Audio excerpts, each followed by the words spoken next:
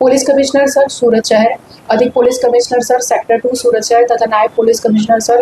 Zone 7 सूरत शहर द्वारा police station વિસ્તારની અંદર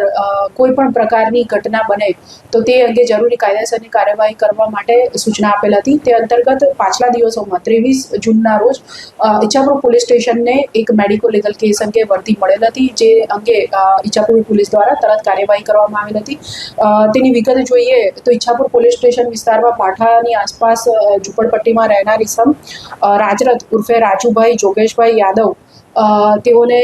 કોઈ કારણસર ઈજા થતા 108 મારફતે સિવિલ હોસ્પિટલ ખસેડવામાં આવ્યા હતા, જ્યાં તેમને મૃત જાહેર કરવામાં આવેલ હતા, જેથી ઈચ્છાપુર પોલીસ સ્ટેશન દ્વારા સત્વરે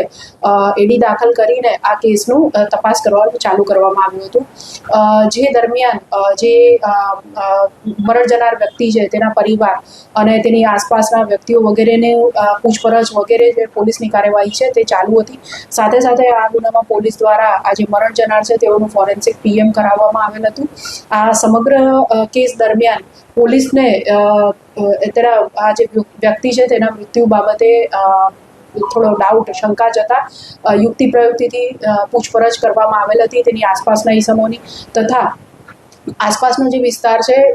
એને આજુબાજુ જે પડોશીઓ છે તે તમામની પોલીસ દ્વારા પૂછપરછ કરવામાં આવતા એવી હકીકત જણાય આવેલ કે આ જે વ્યક્તિ છે એ મનીષાબેન નામના જે વ્યક્તિ છે એ બંને અને એ લોકો સાથે રહેતા હતા અને મનીષા અને રાજુ છેલ્લા 8 વર્ષથી એકબીજાની સાથે રહેતા હતા અને એ લોકોને રોજ કોઈને કોઈ બાબતે કોઈ બાબતે પુષ્કળ ઝઘડો થતો હતો, જે બાબતે જે રાજુભાઈ છે એ હંમેશા પોતાની પત્ની મનીષાબેનને રોજ ખૂબ માર મારતા હતા। આગળ પૂછપરછ કરતા એ ધ્યાને આવ્યું કે 23મી તારીખના સાંજના સમયે મનીષાબેન અને રાજુભાઈની વચ્ચે પુષ્કળ ઝઘડો થયેલો હતો, જેમાં રાજુભાઈ રોજની જેમ તેઓને ગાળાગાળી કરી મારી નાખવાની ધમકી આપી પુષ્કળ મારામારી વગેરે કરતા હતા। જે દરમિયાન મનીષાબેન બચવા માટે પોતાના જે ઝૂંપડું છે તેના પાછળના ભાગે ચોકડી છે તે બાજુ ગયા અને એ દરમિયાન જે મરણ જનાર છે તેમનો પીછો કરીને મારઝૂડ કરી।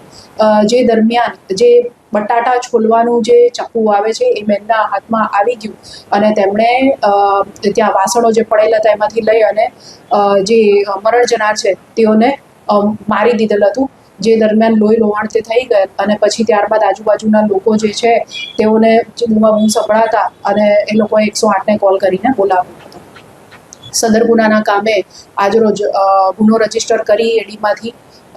પોલીસ દ્વારા જરૂરી કાર્યવાહી કરવામાં આવેલ છે તથા જે આરોપી છે તેઓની ધરપકડ કરી આગળ કાયદેસરની કાર્યવાહી પૂછપરછ વગેરે ઈચ્છાપુર પોલીસ સ્ટેશન દ્વારા કરવામાં આવી રહ્યું છે। મરણ જનાર કોઈ પરમેનન્ટ કામ નહોતો કરતો, છૂટક મજૂરી, કોઈના ખેતરમાં કામ કરે હવે ખેત મજૂરી કરે,